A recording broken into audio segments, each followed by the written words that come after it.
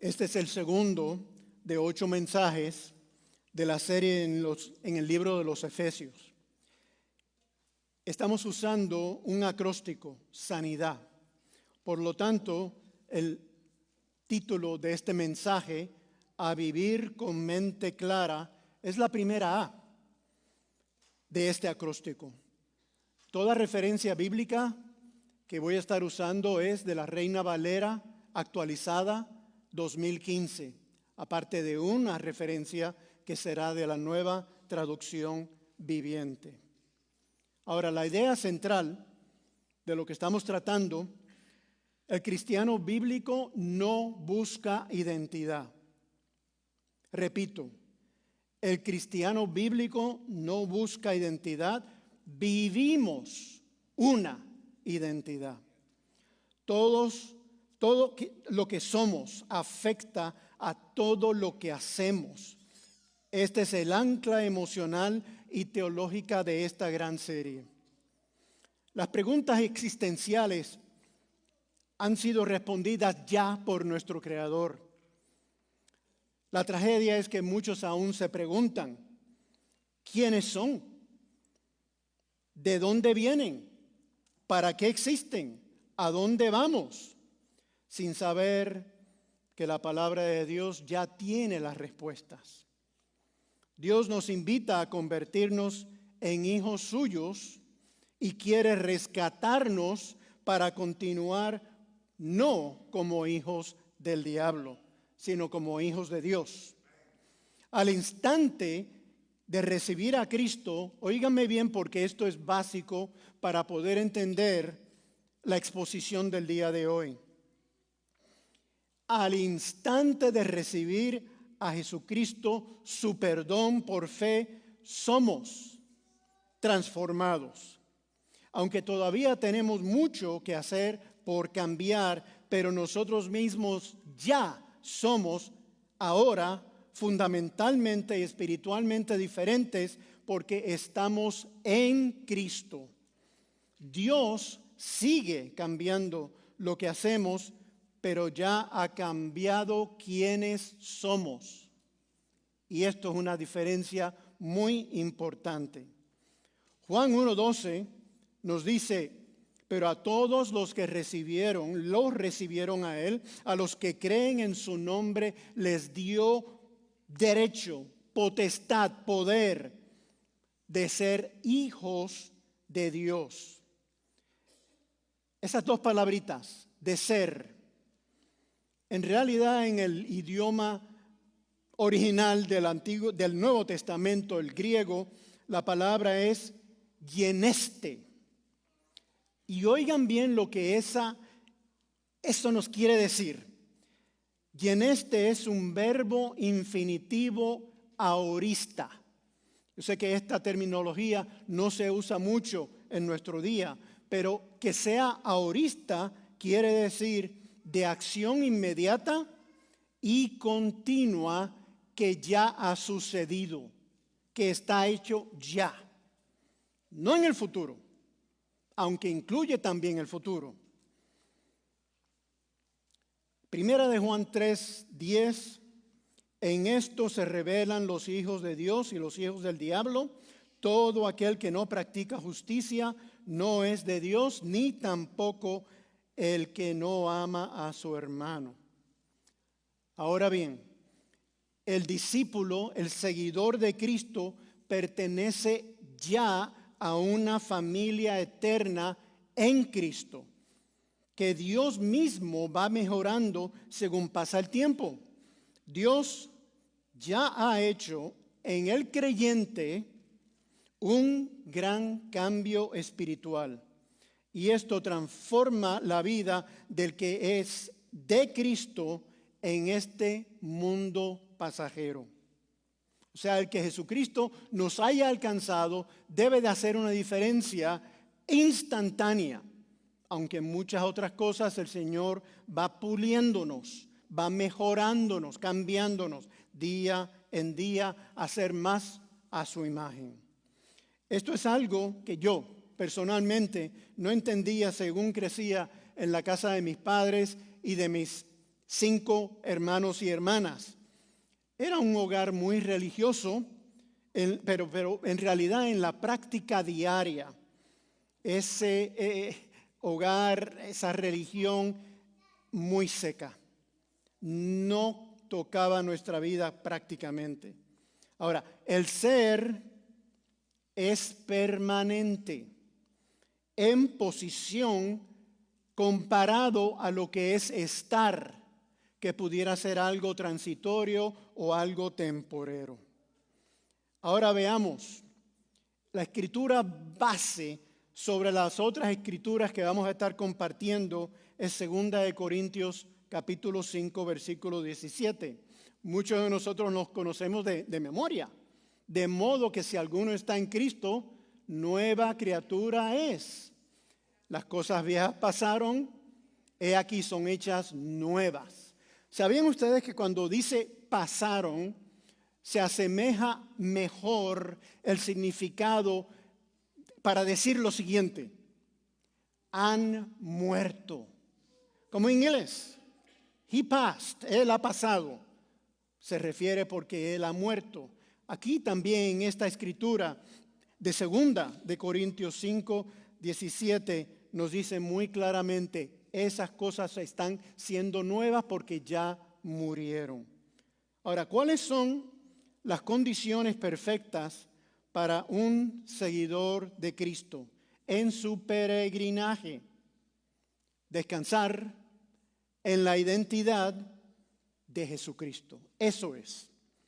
Primera de Juan 3:1 dice, mirad cuán grande amor nos ha dado el Padre, que seamos llamados hijos de Dios. Y miren la exclamación que le sigue. Y lo somos. No lo seremos, lo somos. Por esto el mundo no nos conoce porque no lo conoció a Él. Ahora, esto debiera cambiar nuestro paradigma, nuestro entendimiento de un esfuerzo basado en el miedo. Después de todo, tenerle miedo a Dios, me enseñaban a mí cuando yo crecía, es lo más importante. Temor, creo que cabe mejor ahí, una reverencia santa al Señor, no miedo, sino más bien entender que pertenecemos a la familia de Dios a través de Jesucristo. Ahora, les cuento una cosa muy curiosa. Hay una similitud en la naturaleza que Dios ha creado. Muchos gusanos, de seguro que ya lo habrán estudiado en la escuela, son convertidos en ágiles mariposas, preciosas, libres, para volar y ver más allá de lo que es un grupo de hojas muertas en el suelo. Pues resulta que el entendimiento y las fuerzas que nos da el Señor pueden recorrer distancias inesperadas, distancias increíbles en la vida, como la mariposa monarca, que cada año recorre unas 2.500 millas desde el este de los Estados Unidos y hasta de Canadá a unos 10 o 12 picos en un bosque en el centro de México que se llama Bosque de Oyamel. Se encuentra en el estado de Michoacán y el estado de México. ¿Por qué van hasta allá las mariposas? Porque tienen esos picos, las condiciones específicas necesarias para que puedan invernar y sobrevivir. Y después hacer el viajecito de vuelta. Increíble. Enseguida vamos a explorar expositivamente varios versículos en Efesios. Dato interesante. En el primer capítulo de Efesios, desde los versículos 3 al 14, hay sobre 200 palabras en griego, en el original del Nuevo Testamento, que es la oración más larga en toda la Biblia y la oración más larga del apóstol Pablo también. Segundo, Efesios 1, 7 al 10 dice que somos salvados. En Él tenemos redención por medio de su sangre el perdón de nuestras transgresiones, según las riquezas de su gracia, que hizo sobreabundar. Sobreabundar quiere decir en exceso, para con nosotros, con toda sabiduría y entendimiento. Veamos este tema. Ocurre una y otra vez de lo que ya somos. Versículo 9. Él nos ha dado a conocer el misterio de su voluntad, según el beneplácito que se propuso en Cristo a manera de plan para el cumplimiento de los tiempos, que en Cristo sean reunidas todo bajo una cabeza, todas las cosas, tanto las que están en el cielo como las que están en la tierra. Se acordarán de una palabrita que ha surgido mucho en estos últimos días en los sermones aquí. La palabra redención significa ser libre habiendo sido liberados en rescate pagado con un precio específico. Nos recuerda lo que hizo Jesús, también lo que éramos antes de ser salvados. Para entender tu identidad actual, debes recordar quién fuiste antes y agradecerle a Dios por incluirte en su voluntad. ¿No creen que esto es maravilloso? No estamos aquí en la tierra desapercibidos. El Señor Dios del universo, tu creador y el mío, desea que le conozcamos bien de cerca. Así que continúa esto de la redención. Somos elegidos por Dios para ser su heredero y adoptado es uno, como tú y yo, en Cristo, pero coheredero con Él. Romanos 8:15 al 17, Dios Padre ha dejado todo a Jesús, su Hijo eterno, y ahora por fe en Él, a nosotros también. ¿Lo merecemos? Claro que no, pero Dios es bueno. Siempre Dios es bueno. Piensa en toda la increíble promesa de la vida, de la eternidad que tenemos ahora que somos hijos de Dios. Efesios 1:11 nos recuerda, Él obra todas las cosas según el consejo de su voluntad. Esta es la promesa tipo Romanos 8:28. Como somos elegidos en Cristo, nuestras vidas en la tierra no son accidentales. Ahora todo importa. Dios está trabajando su propósito en nuestras vidas. Aquí un adelanto de Efesios 2:1 al 3, que nos dice quiénes éramos. Esto es bueno, ¿verdad? Hacer la comparación, recordarnos en todo momento. Primero que nada, estábamos muertos. Sí, aunque respirando, comiendo, bebiendo, haciendo lo que hace una persona, pero espiritualmente estábamos separados de Dios, estábamos muertos. Y no solo eso, estábamos dominados por el diablo, que es el enemigo de Dios y el enemigo de nuestras almas. Estábamos engañados, estábamos condenados. 3. Somos seleccionados.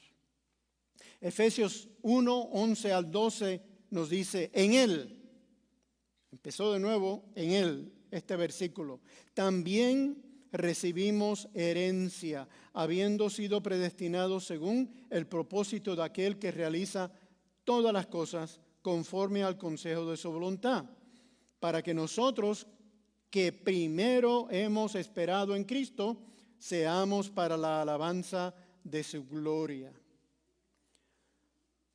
Me acuerdo cuando era un jovencito niño, descubrí por primera vez lo que eran los inmigrantes.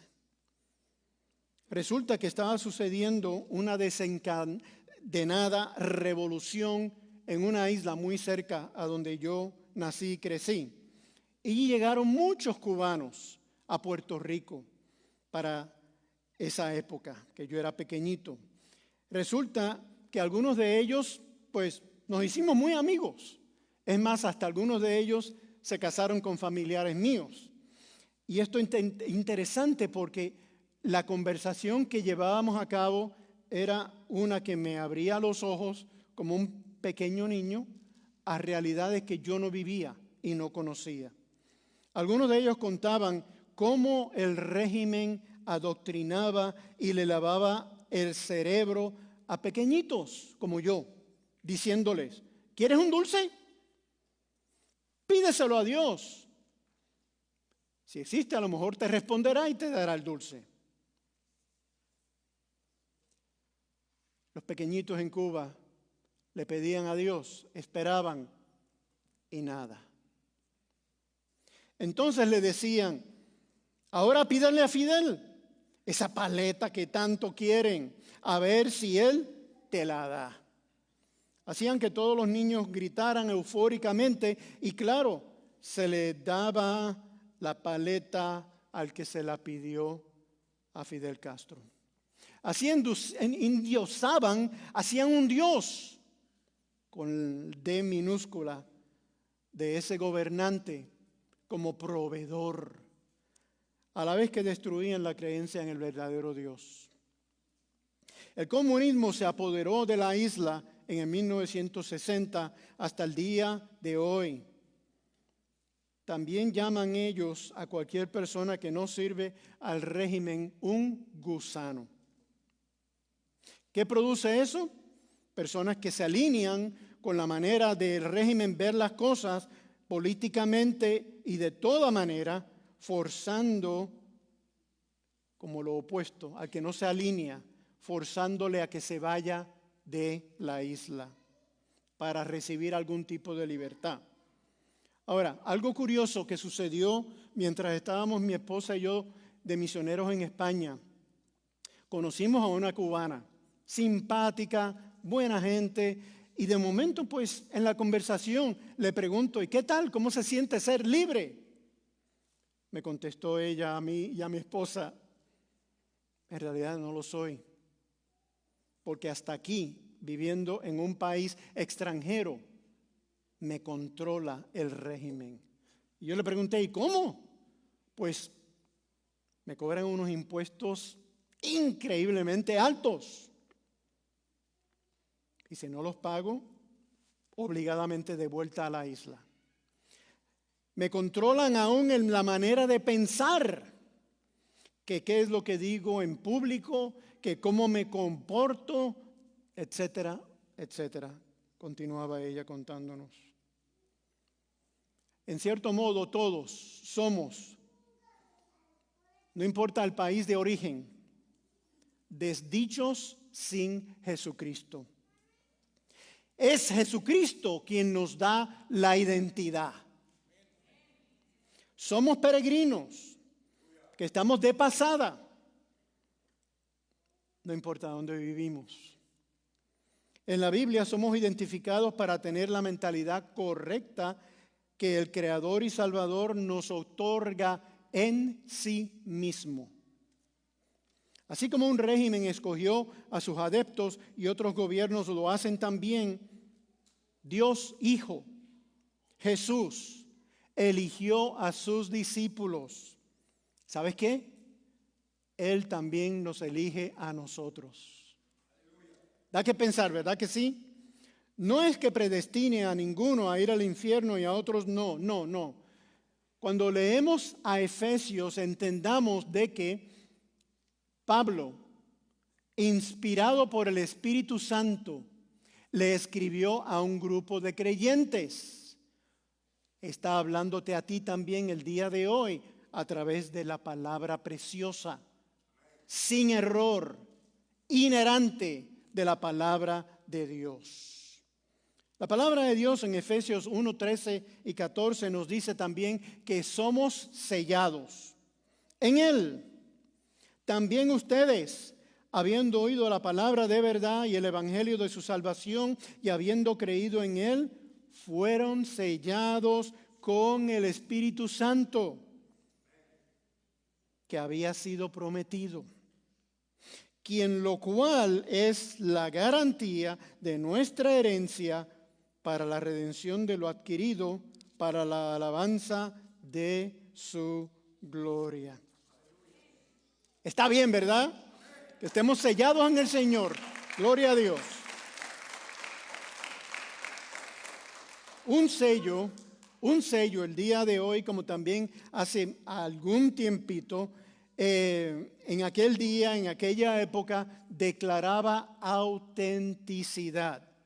Si recibías una carta de un individuo y la carta estaba sellada, significaba que fue escrita personalmente y enviada por quien puso su sello en ella. Ahora, el sello del Espíritu Santo de la promesa en nuestras vidas dice que Dios realmente envió la promesa y que realmente somos suyos. En la tierra, el Espíritu Santo es como la firma de Dios en vida, su marca de amor que nos dice, tú me perteneces. Está muy bien. En artículos de comida, para traerle un poquito más día a día nuestro, cuando vas al supermercado, el sello sobre un artículo señala la pureza de lo que compras. Por eso dicen a cada rato, si encuentras una botella que compraste abierta sin que esté sellada, ¿no? Que tengas que forzarla para abrir esa botella, no te la lleves. Dile al gerente, mira, aquí hay un artículo no puro. Alguien lo abrió, fuera accidentalmente o no, mejor la sacas de circulación. Pero la sellada es así, está protegida. Así que son varias las cosas que nos hablan de lo que es ese sello. Me acuerdo también que cuando era pequeñito, mi abuelo, que era farmacéutico, me llevó varias veces a su farmacia y siempre que iba para allá me enseñaba su botica, cómo él hacía las mezclas de medicina y las daba pues al paciente que tenía la receta para curarlo, para sanarlo, para mantenerlo saludable. Y siempre me regalaba, ¿se acuerdan ustedes lo que eran las pastillitas de dulce? Vicks.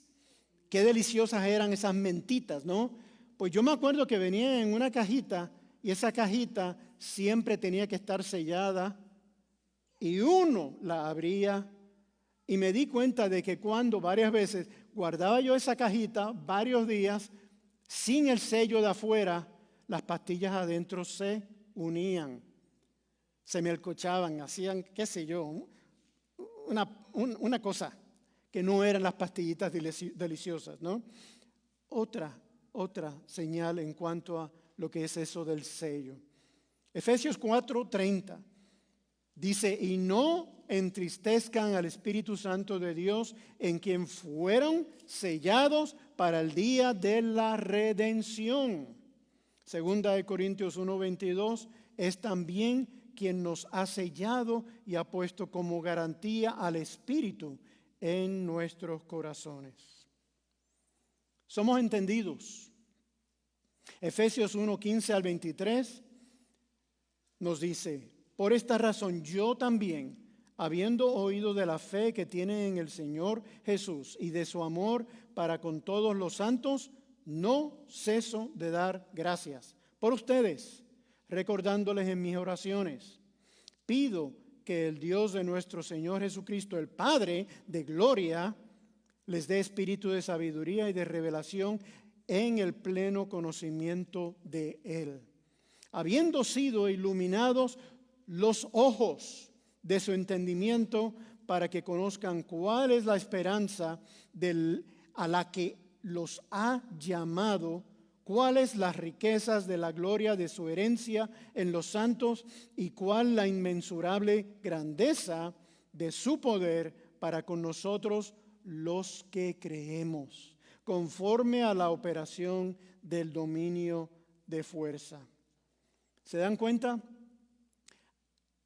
Estos versículos Es Pablo pidiendo por el creyente que el Señor abra los ojos del entendimiento de cada uno de nosotros. Es curioso, porque Pablo ora no para que nos esforcemos más, sino para que entendamos la realidad con más claridad. Por eso es que es tan importante para ti y para mí estudiar y escudriñar la palabra de Dios. Y cómo es que el Señor quiere trabajar en nuestro ser. Tal como Él está cambiando las cosas a nivel mundial, a lo mejor tú no lo entiendas todavía así, pero Dios está trabajando. También Él está trabajando en la vida de cada uno de los seguidores de Jesucristo. A veces, ¿verdad?, es frustrante. ¿Cómo es que si Dios estará trabajando en mí, por qué es que todavía estoy siendo tentado con esto, con aquello, con lo otro? Es porque quien tú eres, tu identidad, el Señor la está formando, pero ella está ya. Va trabajando, va ayudándote a desechar todo lo que no vale la pena. ¿Se acuerdan ustedes de aquel ciego que el Señor Jesús cambió, dándole la vista cuando Él estaba llamando al Señor Jesús, caminando por allí por Jerusalén, a que tuviera piedad de Él? Y el Señor le pregunta, ¿qué quieres? Hombre, un ciego que recobre la vista.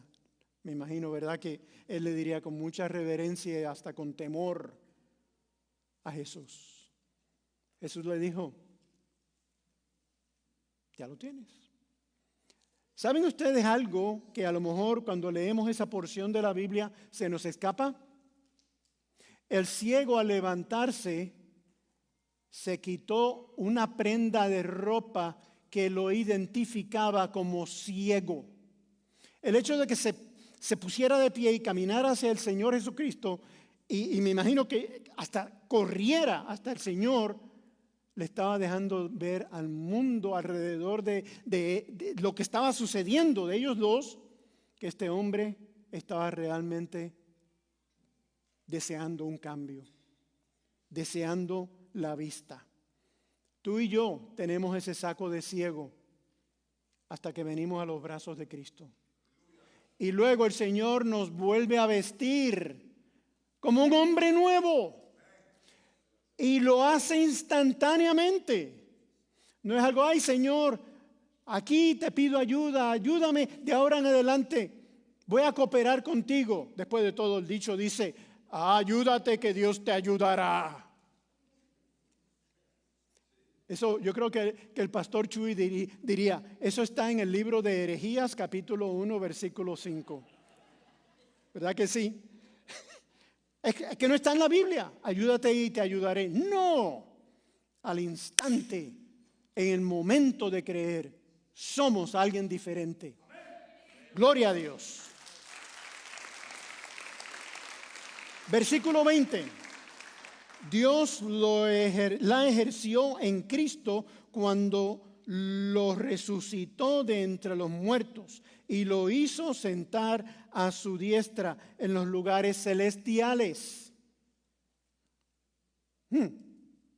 Por encima de todo principado, autoridad, poder, señorío y todo nombre que sea nombrado, no solo en esta edad, sino también la venidera. El 22 continúa, aún todas las cosas las sometió Dios bajo sus pies y lo puso a él por cabeza sobre todas las cosas para la iglesia, la cual es su cuerpo, la plenitud de aquel que todo lo llena. En todo. En Cristo. No te definen tus fracasos. Qué bueno, ¿verdad? Esos fracasos pasados ni tampoco te definen tus luchas presentes. Tú eres. En Cristo, en Él. Los versículos 21 y 22 nos dicen clarísimamente que es Cristo quien está sobre todo. Todo está bajo los pies de Jesucristo. Y Cristo es la cabeza de la iglesia. Nadie más. Ninguna mujer es la cabeza de la iglesia. Ningún hombre y tampoco ninguna cosa creada. Solamente Dios. Y Él es un Dios celoso. La Biblia dice, Él no comparte su gloria con nadie. Nadie. En Cristo podemos estar seguros de que somos salvados por la gracia, de que somos seleccionados por Él con propósito y que somos sellados con seguridad. ¿Qué éramos? Somos diferentes ya. Efesios 2, 1 al 3. En cuanto ustedes estaban muertos en sus delitos y pecados, en los cuales anduvieron en otro tiempo conforme a la corriente de este mundo y al príncipe de la potestad del aire, el espíritu que ahora actúa en los hijos de desobediencia.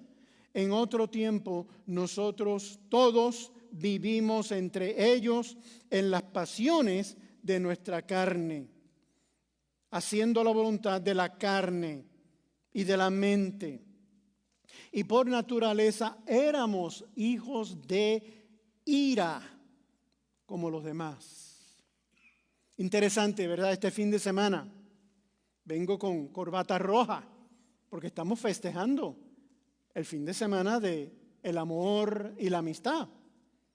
Se lo conoce en el mundo como el Día de San Valentín.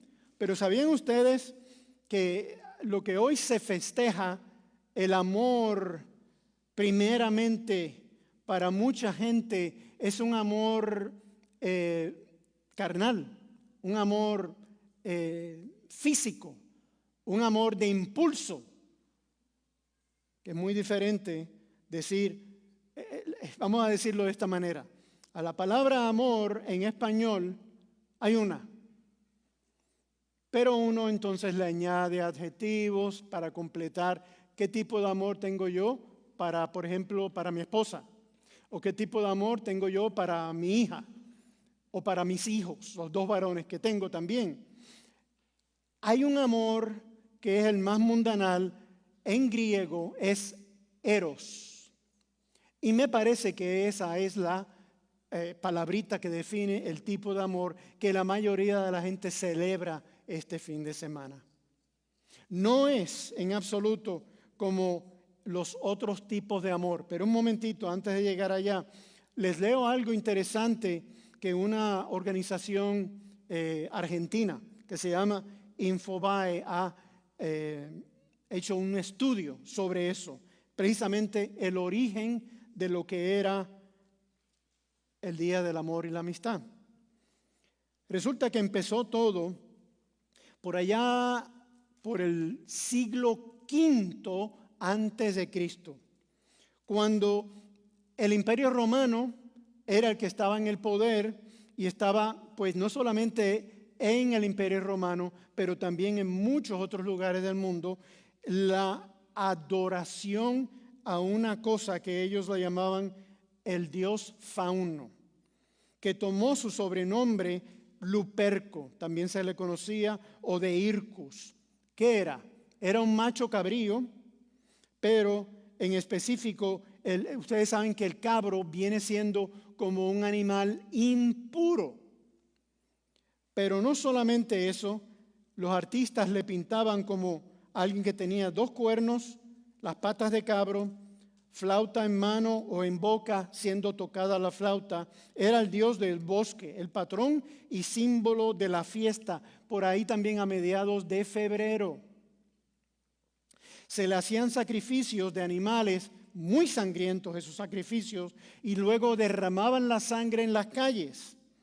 Y por esas calles, matronas romanas se ofrecían a los jóvenes seguidores de Luperco, quienes con solo una falda de cuero andaban azotando a todo aquel que quería agregarse a ese rito violento y desenfrenado.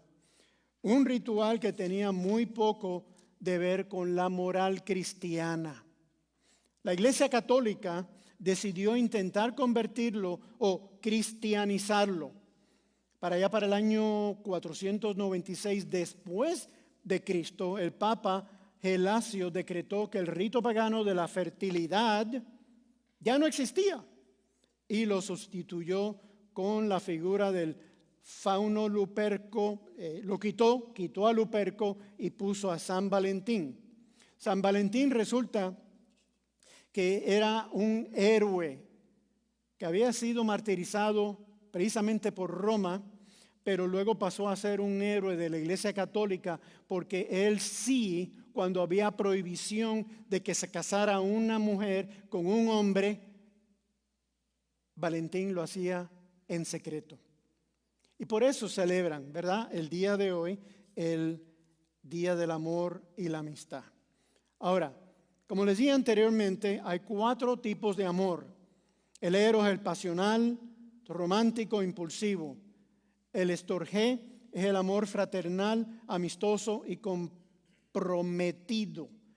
Y el amor filia es entre amigos, amor al prójimo, desinteresado amor. Pero el mayor tipo de amor es el ágape.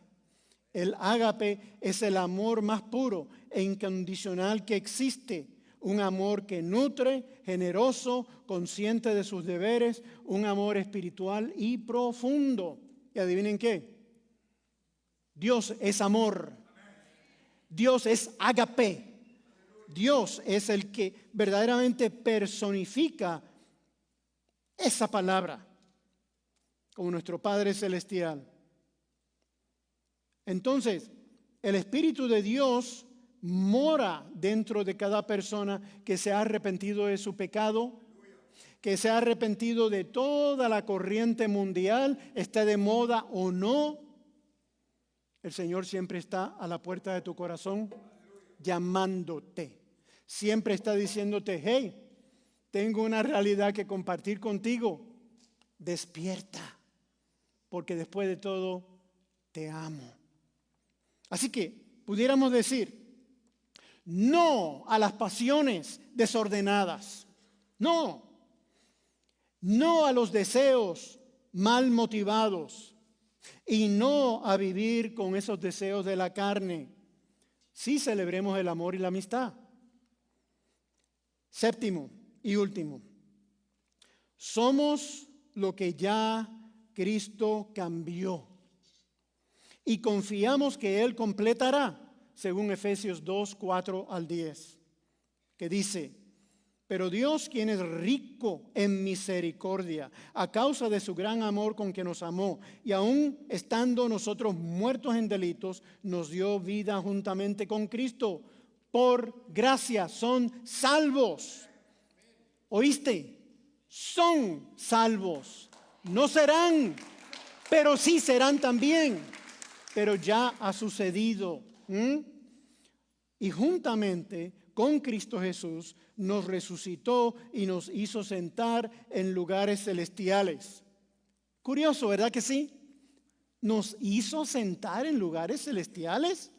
Esta mañana cuando te despertaste, miraste al horizonte a ver qué veías.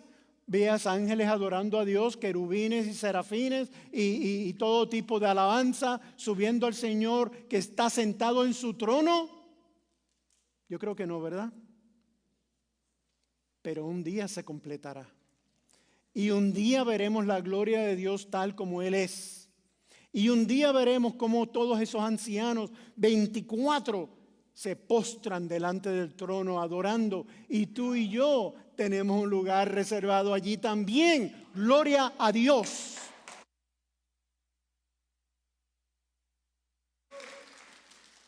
Ocho.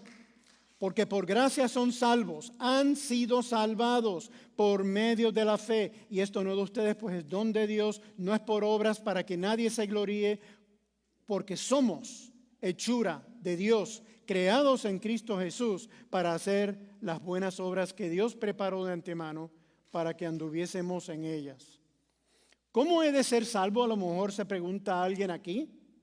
Y disfrutar ser escogido por Dios. Por gracia, por su gracia y por tu fe. Así es como llegamos al Señor. Efesios 2, 8 al 9 es un gran recordatorio. De nuevo, el Señor en esta porción de la Biblia nos recuerda que su plan para nosotros está determinado desde hace mucho, mucho tiempo. Lo que hay que hacer es caminar en ese plan, confiar en el plan de Dios. Filipenses 1:6 dice, y estoy seguro de que Dios, quien comenzó la buena obra en ustedes, la continuará hasta que quede completamente terminada el día que Cristo Jesús vuelva. Dios está haciendo una gran obra. Tú y yo tenemos que alinearnos con eso. Efesios 1:9 nos dice, Él nos ha dado a conocer el misterio de su voluntad según el beneplácito que se propuso en Cristo. Y Efesios 1:10, a manera de plan para el cumplimiento de los tiempos, que en Cristo sean reunidas bajo una cabeza todas las cosas, tanto las que están en el cielo como las que están en la tierra. Ahora concluyo. ¿Tienes definido ya lo que es a vivir con mente clara? Esto es sanidad duradera por toda la eternidad. El ser en Cristo, ser en Él, como lo dice el capítulo 1 y los versículos 7, 11 y 13. En Él. Al ser uno en y con Él, el Señor Jesús nos da su identidad sin tener mente o personalidad doble. Ahí tengo algo más que añadir. Hay condiciones de falta de salud en nuestro mundo que están aumentando en lo que es identidad propia de la gente. Claro, hay enfermedades físicas, algo que no funciona en el cuerpo, pero estoy hablando de la mente mayormente. Curioso, porque cuando uno se pone a comparar lo que Dios está haciendo en la vida de alguien que camina con Él, en Cristo Jesús, y está con el Señor de día en día, las cosas le van funcionando maravillosamente. ¿Por qué? ¿Por qué? Por quien somos en Cristo. Y el Señor no se da por vencido en trabajar con alguien que le pertenece. Pero hermano Uriel, la realidad es que yo he conocido a un montón de cristianos. Eran cristianos en una época y se retiraron. Ahora están en el mundo completamente ausente Dios de sus vidas. Pregúntate a ti mismo, ¿verdaderamente fue esa persona propiedad de Cristo alguna vez o estaba simplemente aparentando? Cuando una persona tiene ese tipo de confusión, que si es o no es, que si le pertenece a alguien o una persona, como mi esposa pudiera decir, yo me pertenece a mí, yo le pertenezco a ella, claro que sí, pero también le pertenezco a otra mujer y no, ahí hay una batalla que lo que va a formar dentro de alguna persona es condición enfermiza de falta de identidad. Y con eso tenemos que tener muchísimo cuidado. El Señor, como les dije anteriormente, quiere exclusividad. Y qué bueno que Dios me ame tanto y tanto y tanto, que Él me quiere a mí totalmente para Él. Y qué bueno que tú y yo también podemos tener ese deseo. Gloria a Dios.